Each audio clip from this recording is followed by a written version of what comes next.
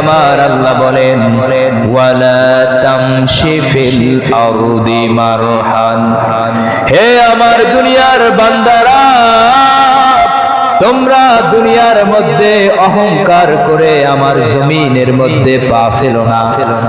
কারণ অহংকার হচ্ছে আমি আল্লাহর চাদর। অহংকার শুধুমাত্র একমাত্র আল্লাহ, ঠিক কিনা? আমরা দুনিয়ার মধ্যে যত মানুষ আছি আমরা অহংকার করার যোগ্য না। আমরা নিতান্ত একেবারে তুচ্ছ একটা প্রাণী। আল্লাহ রাব্বুল আলামিন শুধুমাত্র তার দাসত্ব করার জন্য আমাদেরকে দুনিয়ায় পাঠিয়েছেন।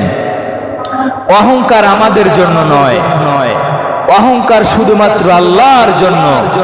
অহংকার করার ক্ষমতা শুধু আল্লাহরই আছে, আমাদের কি আছে?